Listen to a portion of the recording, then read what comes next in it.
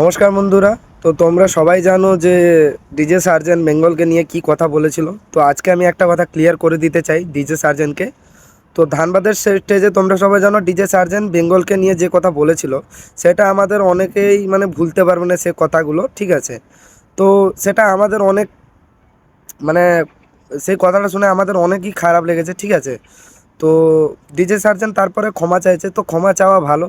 কিন্তু কিছু কথার একবার মানে কিছু কথা যেটা একবার বেরোলে মানুষ বুঝে যায় যে বাইরে এমনই বলছে, যদি ভেতরে আমাদের ভাবে আমাদের জন্য ডিজে সার্জেনের ধারণা কেমন আছে, মানে আমাদের ব্যাপারে ডিজে সার্জেন ভাবে কি।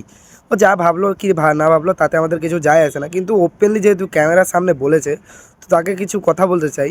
বেঙ্গল কোনো ছোট জায়গা না, ঠিক আছে।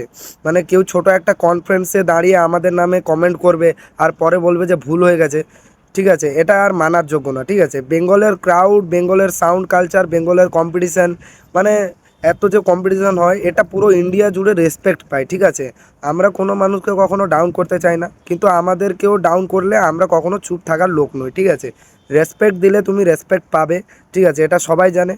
তারপরে আমাদের যদি তোমরা রেসপেক্ট নাই দাও তাহলে আমরা ভাই জবাবটা দেবো পারফরমেন্স দিয়ে বা ইউনিটি দিয়ে, নাহলে পাবলিক সাপোর্ট দিয়ে, ঠিক আছে। ক্যামেরা অন থাকুক বা অফ থাকুক, বেঙ্গলের নাম নিয়ে কিছু বলার আগে 10 বার তুমি ভাবো, ঠিক আছে। কারণ এই জায়গাতে মিউজিককে ভালোবাসে আর নিজেদের সম্মানও তারা রাখতে জানে, ঠিক আছে। বেঙ্গল ভালোভাবে জানে কাকে কি বলতে হবে কাকে কি বলতে না, ঠিক আছে। আর বেঙ্গল কোনো দিন কোনো সেট আপকে বা কোনো জায়গাকে কখনো ছোট করে কথা বলেনি, ঠিক আছে। তো এটা কোনো ফাইটের বিষয় না, ঠিক আছে, এটা একটা মেসেজ ডিসিস আর্জেন্টকে। তো নেক্সট টাইম বেঙ্গলে তুমি যদি আসো কখনো, তাহলে তোমাদের ফ্যান, তোমার যে ফ্যান তোমাকে কীভাবে কি বলবে সেটা তুমি নিজেই ভেবে নাও।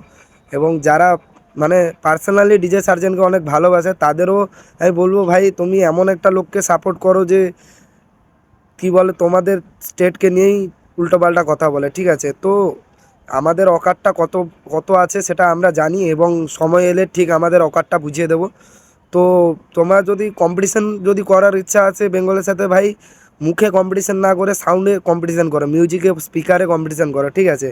জানি আমি তোমার এটা শুনে অনেক ফাটবে অনেকের, ঠিক আছে, কিন্তু ফাটলেও ফাটুক। আমাদের বেঙ্গলের কিছু ইউটিউবারদেরও ফাটবে, কিছু ফ্যান্সদেরও ফাটবে, ফাটলে ফাটুক। কিন্তু ভাই সোজা কথা একটা, বেঙ্গলকে নিয়ে ভাই যে উল্টোপাল্টা কমেন্ট করবে তাকে আমরা কখনো ছেড়ে কথা বলবো না, ঠিক আছে।